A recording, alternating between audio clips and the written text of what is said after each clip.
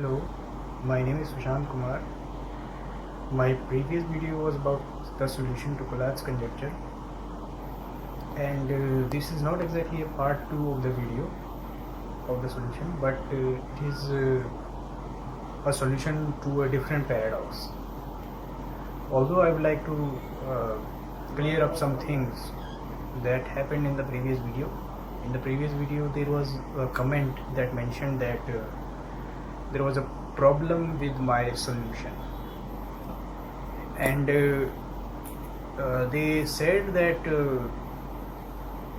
there was a probability heuristic solution that was already discovered, and they gave me a Wikipedia page, and in that Wikipedia page I saw the problem that I encountered in that solution, that the number would any number above 2 to the power 60 doesn't necessarily reach 1. That's the main concept of the problem with the solution. So the thing is that whether it did not explain it properly, whether that Wikipedia page did not explain it properly, or maybe I couldn't understand it, but I don't think that the Wikipedia page is the reasoning. I don't find the reasoning in the Wikipedia page solid enough for me to believe that it does not solve the problem, because there's actually two ways for a number to not reach 1. One is that it tends to infinity, and if we are to assume that my previous theory presented in my video is correct, then only possible two reasons a number would not reach 1 are: one, that it would go to infinity, it would tend to infinity, which is exactly what I proved in my previous video, supposing my theory is correct, that it would not reach infinity. The reason why it would not reach infinity, because it tends to go downwards. The overall probabilistic heuristic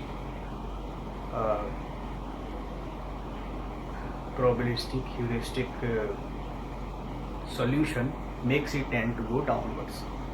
But second part is, if the second reason why it would not reach 1 is if it created a loop above 2 to the power 60, 2 to the power 60 numbers which are already solved.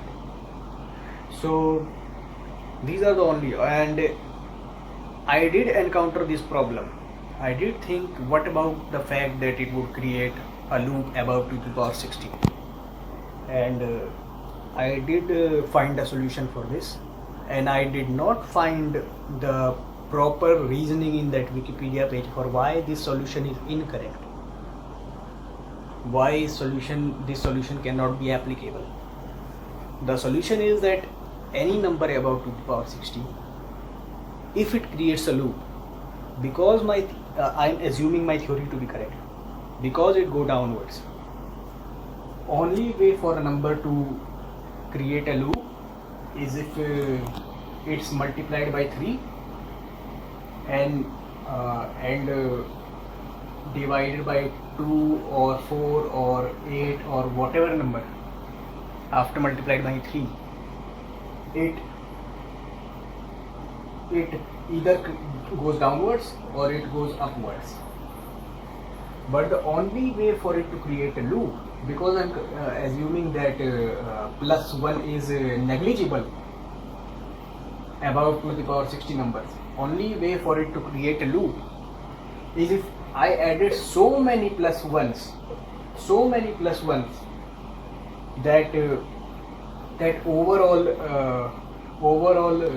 for it to reach the exact same number, let's say this number, let's say this random number, for it to reach exactly this number again repeatedly, I have to divide by multiplied by 3, divide by 2, 4, 8, and then to reach its exact same number, I have to add the next sequence of numbers so many ones that it would get back to this number, and this is not possible. The reason why this is not possible is because if I added so many ones for it to reach this number again, the problem is that overall trend of this algorithm is downwards. Because the trend is going downwards, if I added too many ones, it would go so much downward from this number that no matter how many ones I add to it again, it would never be enough to reach this number again. Because by the time I'll be adding this many ones, it will probably fall under 2 to the power 60, which has already been solved. And that's why it is never going to create a loop above this number. I am going to make a video about it. In the next video, I am going to explain why. I am going to make a proper video about why this works. But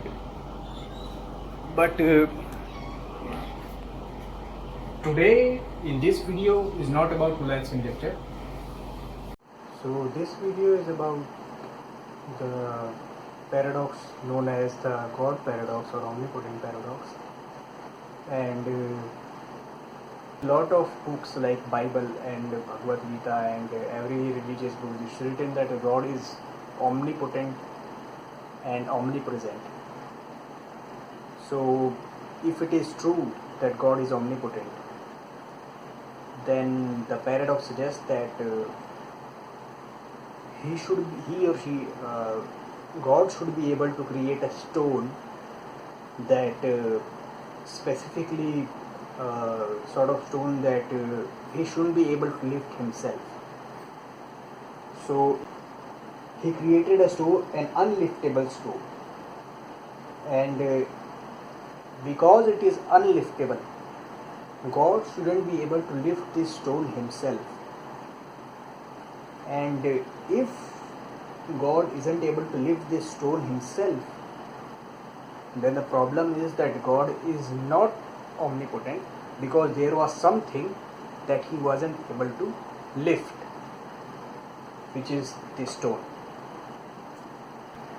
Omnipotent is essentially what we call infinity, or having an infinite amount of energy is what we call omnipotent.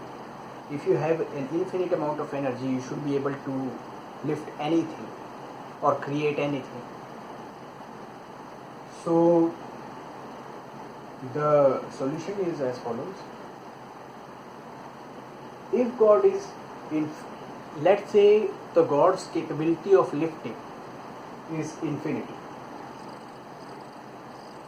and if he were to create a stone that he shouldn't be able to lift himself, he should create a stone that goes beyond his lifting ability, which is infinity plus 1. Let's say this is the mass of the stone, infinity plus 1, and infinity is the God's capability to lift. If infinity plus 1 is the mass of the stone, then he has created a stone that is more than his capability to lift. But the problem that infinity causes is that solution basically states that infinity is a sort of number. When you reach it, every logic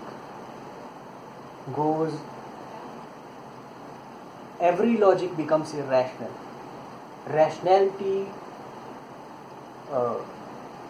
stops existing when you go to infinity.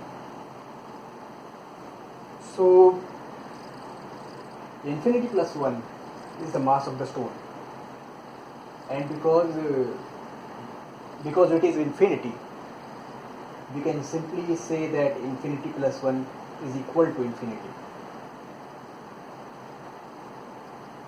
Therefore, when he created a stone infinity plus 1 that goes beyond his capability of lifting, which is infinity, he is simultaneously able to lift the stone, because infinity plus 1 is equal to infinity.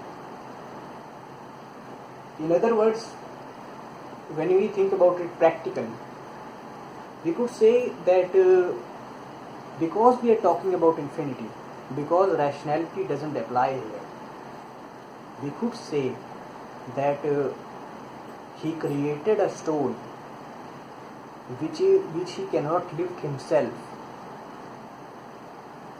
and at the same time he was able to lift that stone.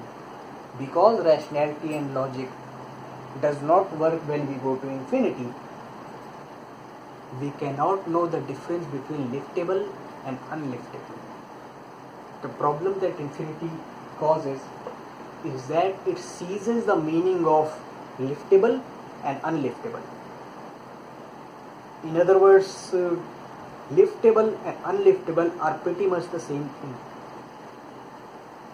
Therefore, when he creates a stone that he was not able to lift himself, he was simultaneously able to lift the stone and not able to lift the stone, because infinity tends to be irrational, tends to defy all logic boundaries. And mathematically, you can understand that he created a stone that is clearly above his capability to lift.